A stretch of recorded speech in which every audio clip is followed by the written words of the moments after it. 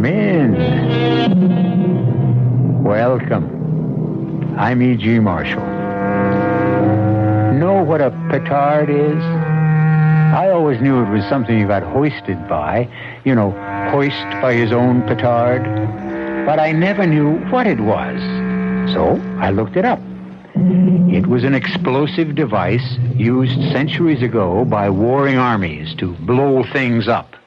A device which sometimes blew up unexpectedly, thus hoisting the user into the air, to say the least.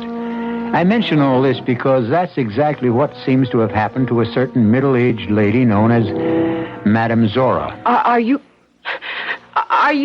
telling us you're a real ghost?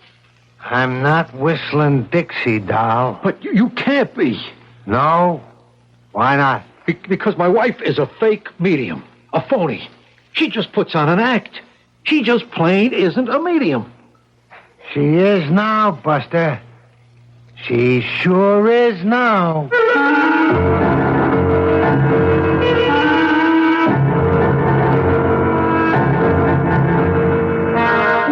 Our mystery drama, Medium Rare, was written especially for the Mystery Theater by George Lothar and stars Joan Lovejoy and Robert Dryden. It is sponsored in part by Anheuser-Busch Incorporated, Brewers of Budweiser, and Buick Motor Division. I'll be back shortly with Act One.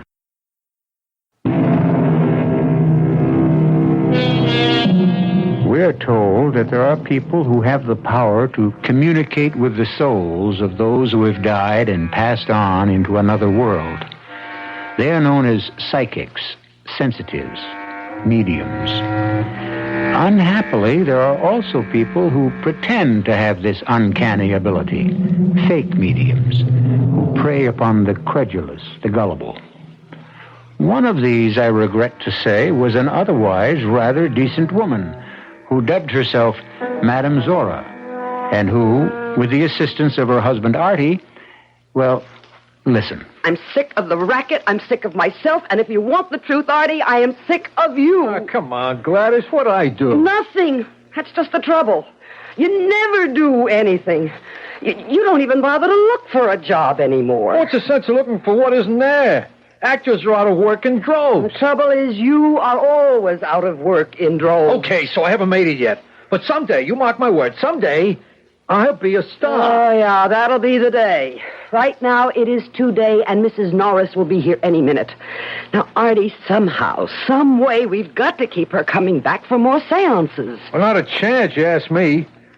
Unless the late lamented Mr. Norris tells her where he stashed that $1 million in cold cash and tells her today, she's going to split. We've got to give her an answer. Otherwise, well, I just don't know where the next sucker is coming from. Oh, she's here. Into the bedroom, quick. On my way. You tested the microphone setup? Natch. Well, here goes nothing. Mrs. Norris, how nice to see you. Come in. Hello. I'm all ready for you, and Mrs. Norris, believe me, I have a feeling that today your dear departed husband is going to tell you what you want to know. He'd better. Or it's the last $50 you'll ever get from me, Madame Zora. I have done all in my power to help you. Well, in that case, perhaps I'd better find a medium with more power. Shall we get on with it? Yes, of course. If you'll just be seated at the seance table. And now, let me turn down the lights. So. And now I will seat myself and go into trance.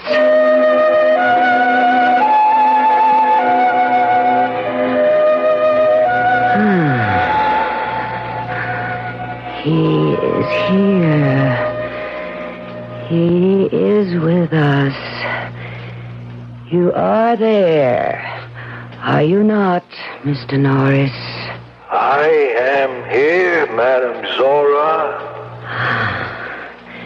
Your wife has joined me once again so she can talk to you. Will you talk with her?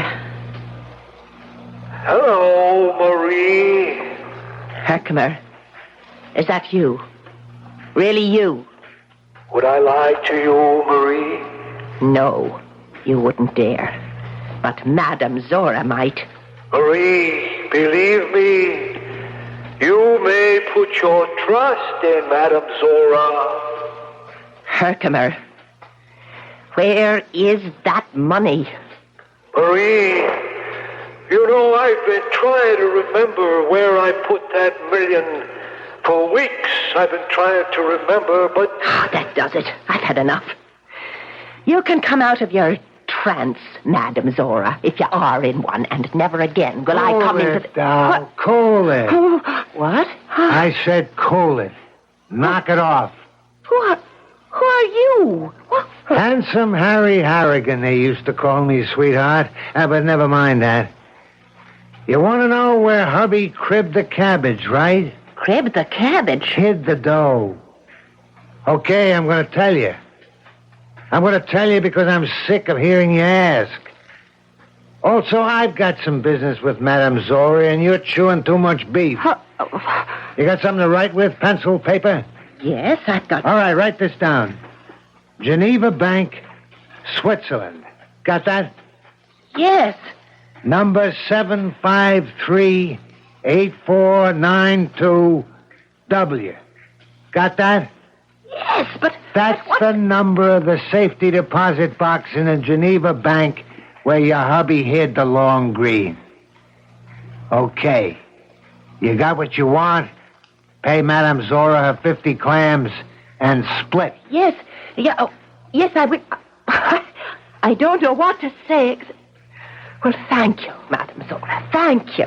Not at all, not at all. And thank you, Harry. Thank you. Yeah, sure. Now fade, will you? Fade? Scram. Beat it. Oh, yes, I'm going. Thank you.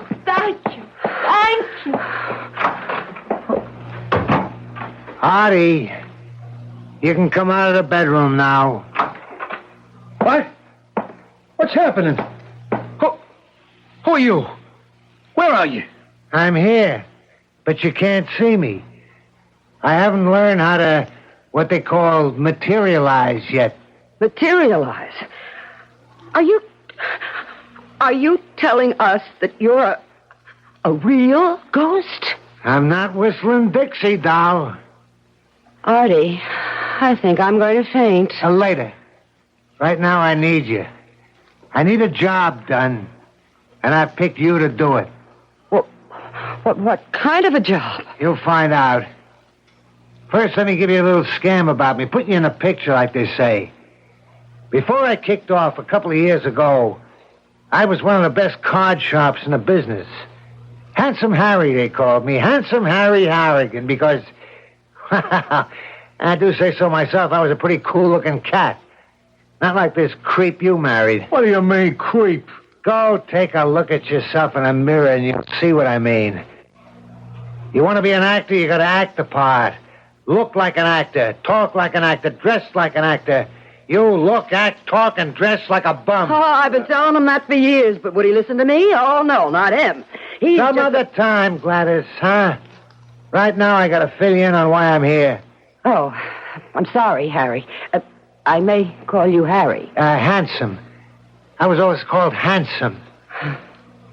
Now, over here, in this other world, I'm doing a stretch in what they call limbo.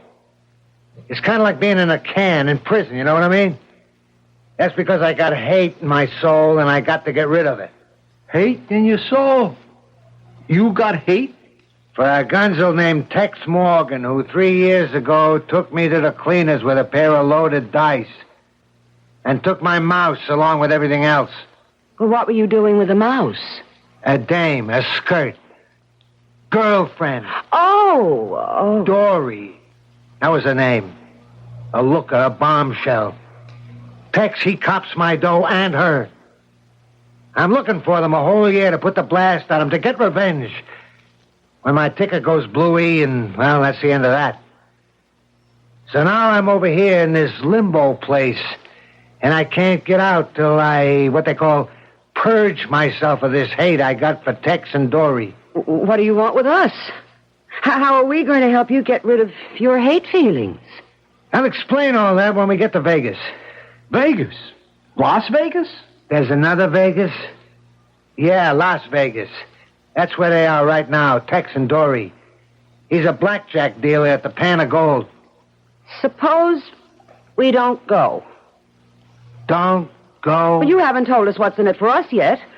What do we get out of all this if we help you? It's what you'll get out of it if you don't help me. Like what? Artie! What? The table, my expensive seance table. I've got 6 payments to go yet. Bouncing up and down on the floor. Look, it's flying into the air. And Gladys, look out! Oh, he's broken my seance table in splinters. Harry, you've wrecked my table with 6 payments. Are you and Meathead here going to Vegas? Or not going to Vegas? Artie, start packing.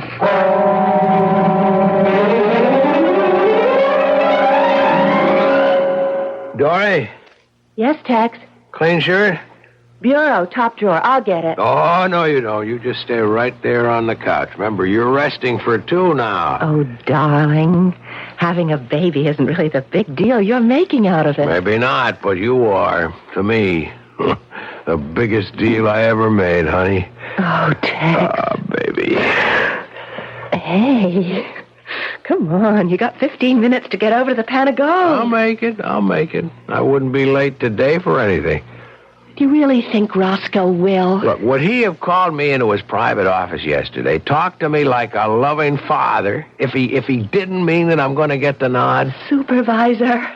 Head dealer. Oh, Tex, you'll be in charge of the whole section. They're bringing home a lot more bacon. That's what counts, especially right now. Kid on the way. And the house. The little house. Can we afford it? Really, Tex? Can we?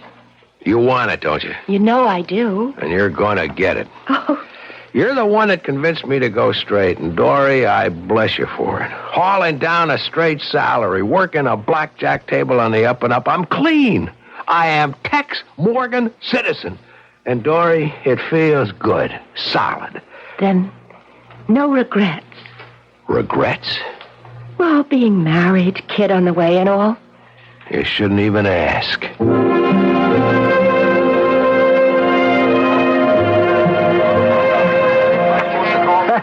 Wild, man. Wild. You sound like you've never been in a casino before, Artie. Me? I never been west of Hoboken, New Jersey. Gladys, look at this place, would you? Roulette wheels, slot machines, crap tables, I don't know what all. Blackjack tables. Like that one over there. With Tex Morgan dealing. That's him? The slim one with the glasses? That's him. My first mark, my first step to, like they say in limbo, purging my soul of hate. You ready to go to work, Gladys? What do you want me to do? Take a hand at Morgan's table. Play blackjack? I don't know how. I've never played. Artie has, though. How much dough you got on you, Gladys? Would you believe $7? Gladys, by the time you leave that table, Tex Morgan's table, you won't have just 7 skins or 70 or 700 or 7,000. You're going to leave that table with 17,000 iron men. 17 grand? For openers. You'll really start putting the hooks to Tex Morgan tomorrow. Look, I don't get this. I don't know the first thing about playing blackjack. But I know everything. Also, I'm a ghost.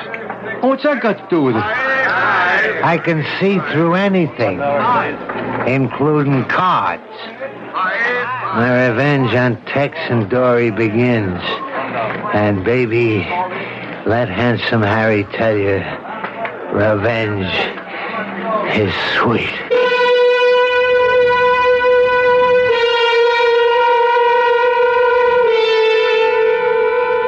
Handsome Harry Harrigan is taking the wrong route to purging his soul. Madame Zora, fake medium, was, as I said at the outset, hoisted by her own petard. And quite honestly, I look forward to Handsome Harry, unhappy though he may be in limbo, being hoisted by his. We'll see when I return shortly with Act 2.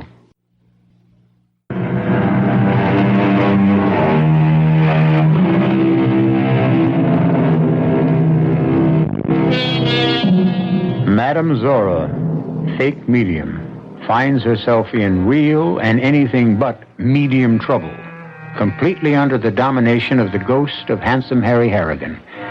It seems that when Handsome Harry's ticker went bluey, he found himself in limbo, to move on from which point he must purge his soul of the hate he feels for Tex Morgan and his former girlfriend, Dory. And so, in the gambling casino of the Pan of Gold in Las Vegas... Hit me. 20. 18. You win again. Joey, get Roscoe quick. Gladys, lay 1,000 on the next hand. Okay, Harry. Ma'am? What? You say something? Oh, no, nothing. 1,000 on the next hand. 1,000 it is. Again? Yeah, hit me. Stand pat, Gladys. With 15? He's got 13. Top card's an ace. He'll take it and go over. Ma'am? I'll sit with these. Suit yourself. One more to the house. 23. Pay me. You wanted me, Tex? Yeah, Roscoe. Excuse me, ma'am. I'll be back in a second. Fine. You want to tell me? I'll get you there. Roscoe, this is I heard. him. How come she's breaking the house? I don't know. You don't. Of course I don't, Roscoe. You don't know this thing. No. Never see her before. No. She's in the house. What? How much? 14 grand. Close the table. Okay. Hey, Artie. Table's closed, ma'am. What do you mean, closed? He means closed. Well, now, wait just a minute. Hold on. Hey, collect your winnings and toss Tex $100 chip. Well, okay. Just give me my winnings. And, here's 100 for you, dealer. Say, go buy yourself a piece of luck. Go buy yourself a piece of luck. Oh, my God. Is something wrong? You've gone white as a ghost. Where'd you get that line, lady? What line? Handing the dealer 100 skins and saying, go buy yourself a piece of luck. Why? What's it to you?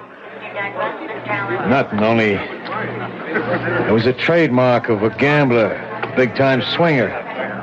He died more than 2 years ago.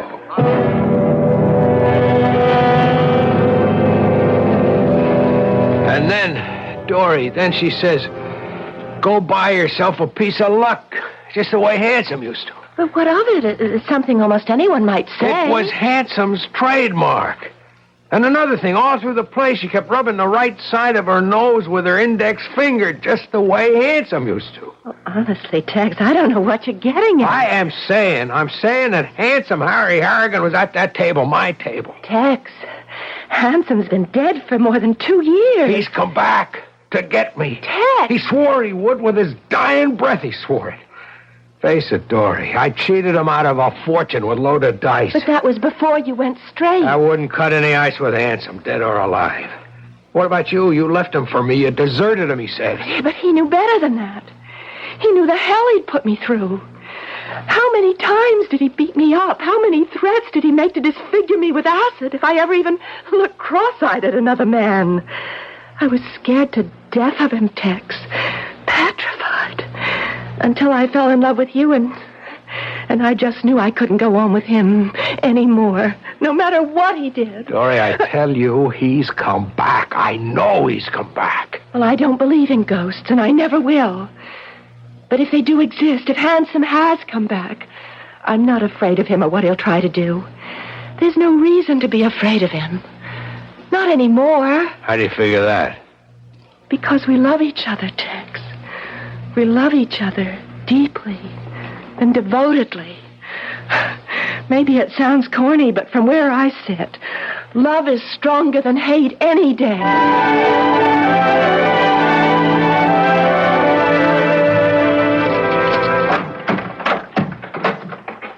Artie?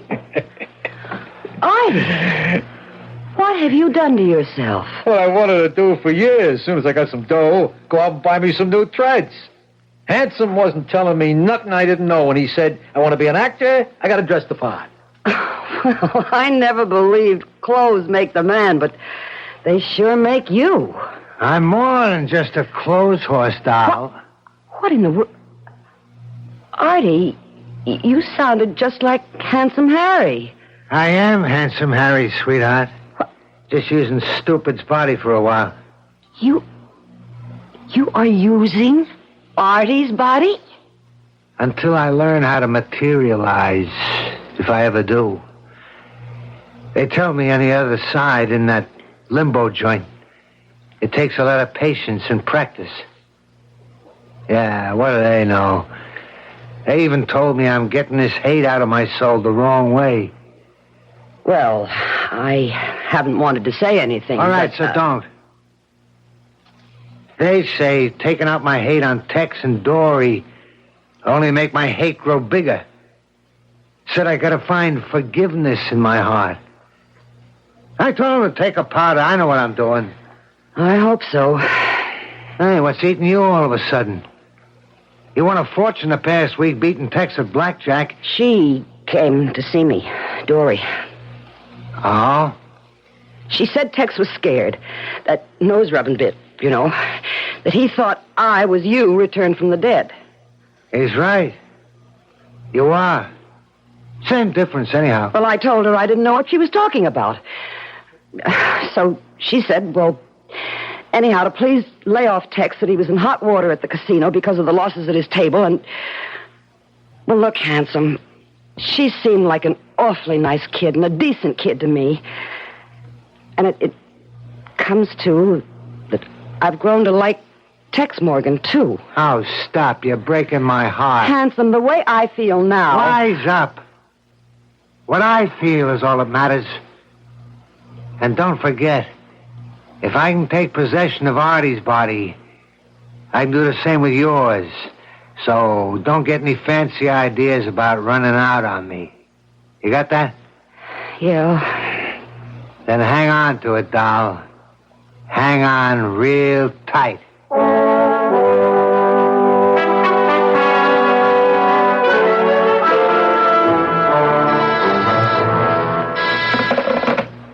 Yeah? Send him in.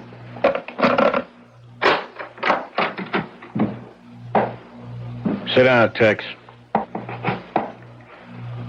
Tex, I'm sorry about this, real sorry. I guess you know I was going to make you a head dealer of the blackjack section. You're not? Worse.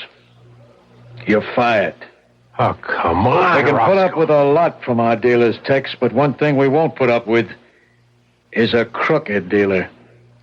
I told you when you took me on 2 years ago that I was playing straight from then on, and I have. Maybe. There's no maybe about it, Roscoe. I'm married to one of the finest women in the world. I've got a kid on the way. We're planning to buy a house here in Vegas, and you're saying that I'd risk all that by going crooked again. I'm talking facts. Sorry, pal. I get my orders from upstairs. You're out of the pan of gold and every other casino in town. He said he'd get me, and he's done it.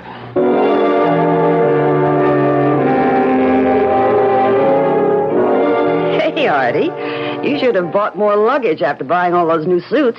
How are we going to pack them up for the trip back east? You taking a powder down? Oh, it's you, Handsome. You've taken possession of Artie's body again. Yeah. Handsome Harry in the flesh. Artie's flesh. What's all this with the packing? We're going back to New York. Who says? I do. I don't. And I give the orders, sweetheart. You and Artie are staying right here in Vegas. But what for? The job you wanted done? It's done. Hasn't even started. Now, what do you mean? Getting Tex fired was just the first step. I swore I'd make him regret the day he was born, and that's what I'm going to do. He thought he was all set, married to my doll, a kid on the way. Could have been my kid. Handsome, listen to me. What for? All you're going to do is run off at the mouth about forgive and forget. No more arguments, Gladys. I'm following through with every single step in my plan, following through to the hilt. Well, how many steps are there? 3. You took care of the first. Artie will take care of the second. And the third? That'll take care of itself. All right, I come here to get step number 2 set up with Artie. I got to talk to him. Where is he? You're in him. Oh, hey, I forgot. Well, I can't talk to myself, can I? Okay, Artie, take over. You say something about buying more luggage, Gladys? Yeah, I did, Artie, but skip it for now, sweetheart. Sweetheart? Handsome's here. He wants to talk to you. About what? I got a job for you, punk. What kind of a job, Handsome? Acting. You're going to be an actor. An actor? Oh, honey, don't listen to him. He's putting you on. What part do I play? A murderer. A murderer? I kill somebody? Not just somebody, Artie. You kill a very special person. You kill the girl who used to be my girlfriend. You killed Dory Morgan. A short act, but a sweet one, Handsome Harry said, believing, as perhaps all too many do, that revenge is sweet. But chemistry teaches the immutable, perhaps divine law, that the sweeter a thing, the more sour it can become, given certain conditions. Personally, I have the feeling that Handsome's sweet revenge is going to turn very sour indeed. I'll be back shortly with Act 3.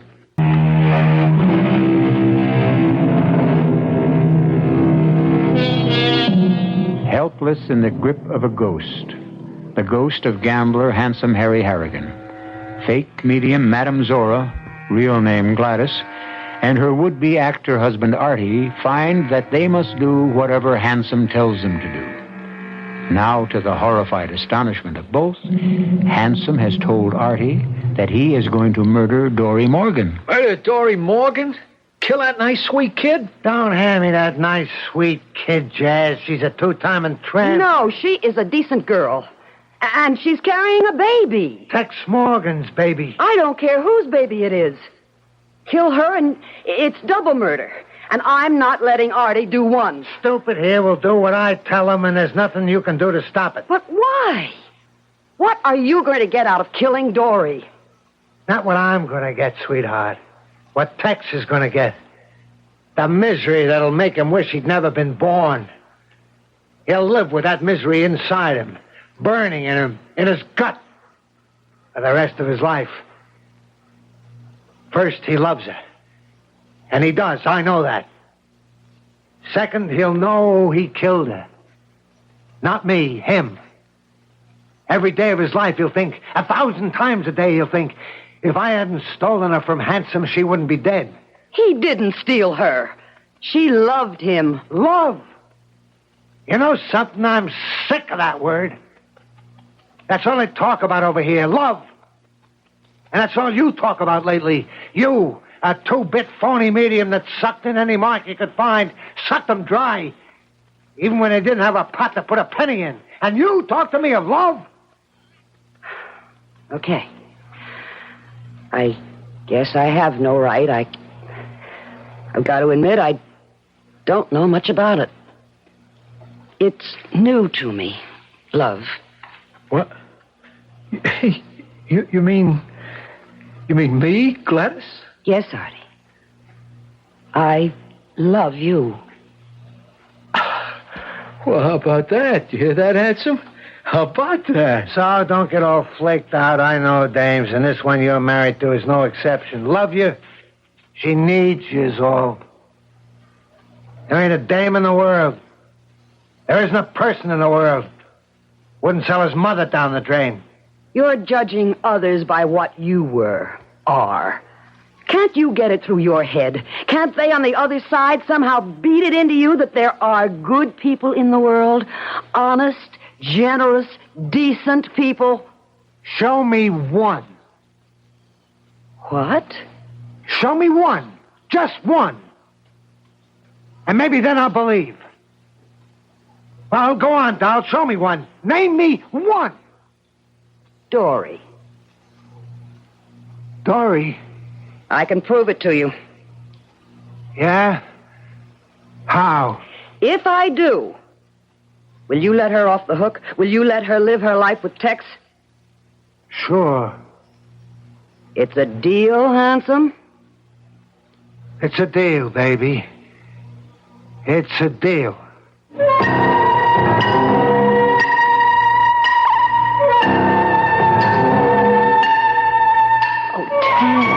Tex, honey, it isn't the end of the world. The end of our plans, our future.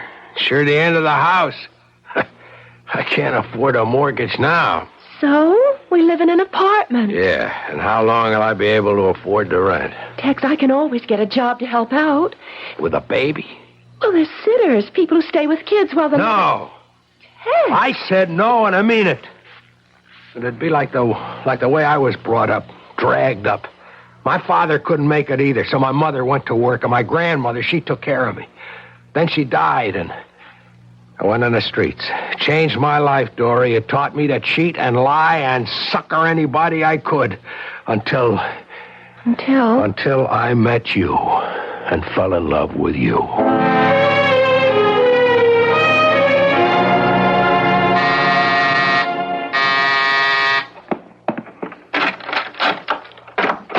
Oh, you. May I come in? Well, yes. I don't blame you for hesitating, Mrs. Morgan. I guess I've kind of put a crimp in your life. Oh, what? Not at all. You don't have to con me. I know the score. Your husband's in trouble, Mrs. Morgan. Bad trouble. Is he? You know it. I don't know anything of the sort. Well, never mind that. What is it you want? I've come here to make you an offer. Offer? In the past week, I won $130,000 from your husband. Well, the casino, actually. But he was the dealer, and he lost his job because of it. True. The deal I've come here to make, and no questions now.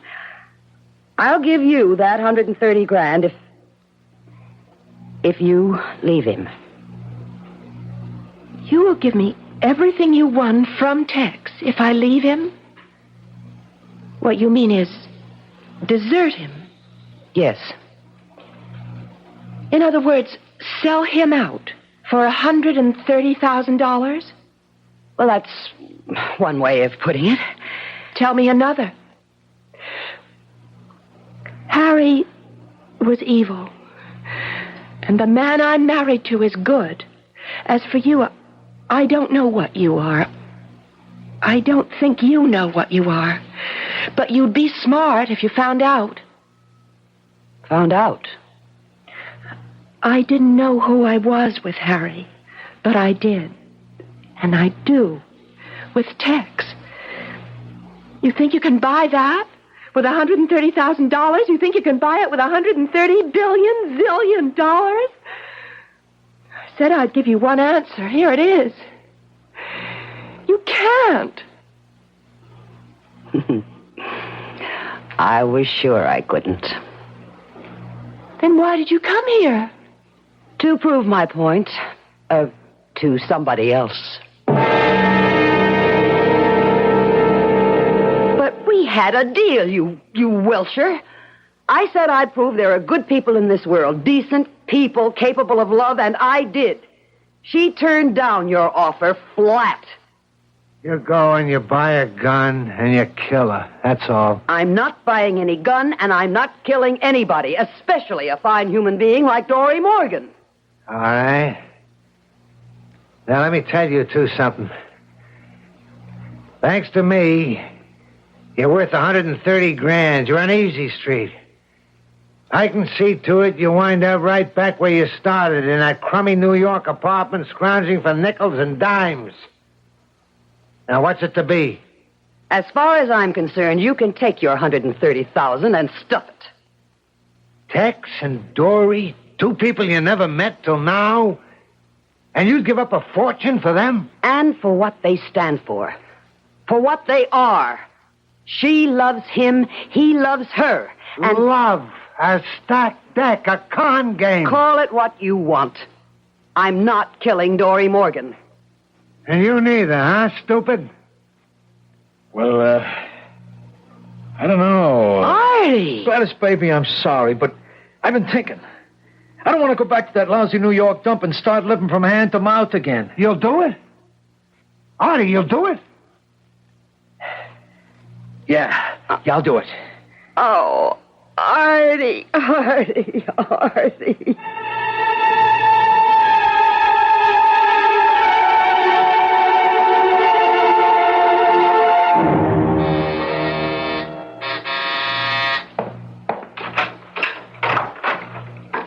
Yes? Mrs. Morgan? Yes? I'm a friend of Texas. Is he home? Well, no, he just left. But you must have just passed him on your way in. Oh, it's too bad. I got a job for him. A job? Oh, well. Won't you come in? Thanks. Sit down. Sit down. What kind of a job is it? What is this? A gun. Listen, I don't like to do this, but I gotta. Gotta what? Kill you. Kill me? Yeah, I gotta do it. I got no choice. You see, it won't hurt. I'll make it quick, so it don't hurt. And I can't do it, Harry. I can't do it. I can easy. Your voice. It's changed. You sound like. Handsome Harry Harrigan, Dory. Oh! Your old flame. Handsome Harry. But you're dead. Only my body, doll. The spirit, it don't die. It goes on living till it gets itself purged or something. That's why I'm here.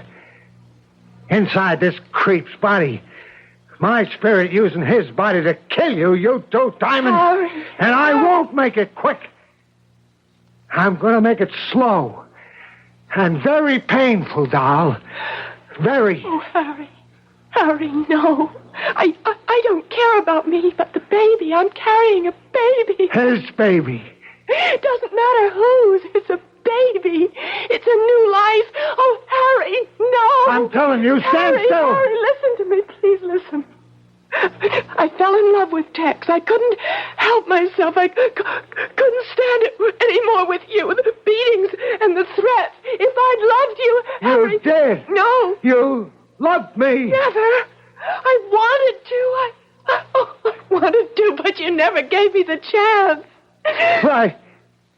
I gave you everything you've asked for. Clothes, furs, jewels, everything. Everything but love, because you never had any of that in you to give. What? A lot you know. A hell of a lot you know. You beat me. You threatened me. Because I loved you. Because I was scared of losing you. I seen you flirting with another guy. Never, Then it would send me up the wall. I'd make love to you, and you were like ice. And it would drive me bananas. I wanted you. I needed you. And never once did I ever have you. Harry. I'm sorry I beat you. I'm sorry I threatened you, but I couldn't help myself because the thought of losing you. I knew I'd die if it happened. And I did. Oh, Harry. So So you owe me, doll. For what you did to me, you owe me. And you're paying. You're paying in full. You're paying now. No! Harry? You dropped the gun. I can't kill you.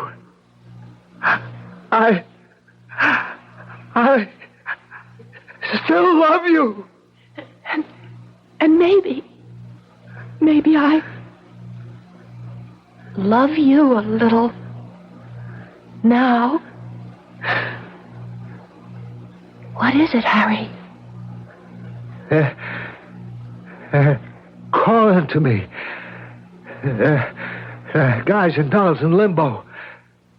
Huh? What?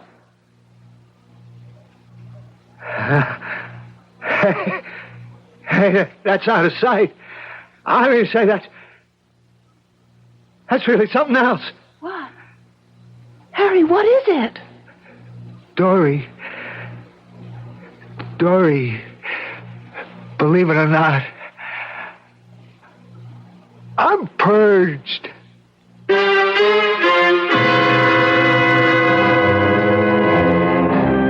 Love, hate. Two sides of the same coin, they say.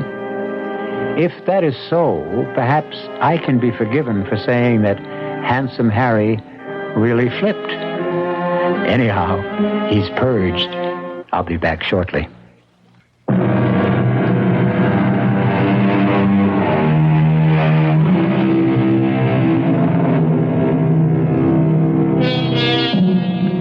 You'll be interested to learn that Tex found another job, and he and Dory are deliriously happy with their baby boy, Harry.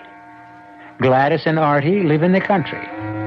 They bought a house and barn, in which Artie stages and stars in his own plays.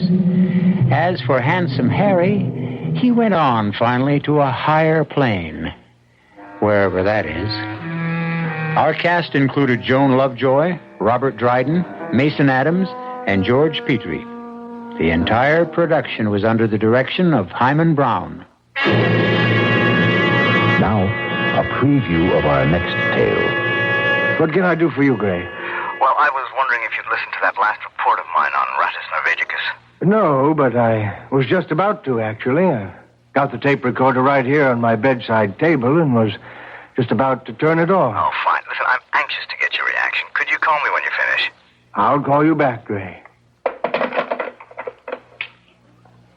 Report to Dr. Christopher Morton from Dr. Grayson Carter on experiment number 17 for Rattus norvegicus. Chris, as you know, my entire theory is based on my conviction that of the 2,000 rat species in the world... What in the world is that? Rat, especially the brown something in the room. Rattus Let's turn on the light. is the most intelligent. Good Lord. Originated It's a rat. The biggest I've ever... Eliminating many other species. No! Radio Mystery Theater was sponsored in part by Buick Motor Division and Anheuser-Busch Incorporated, brewers of Budweiser. This is E.G. Marshall inviting you to return to our Mystery Theater for another adventure in the macabre. Until next time, pleasant dreams.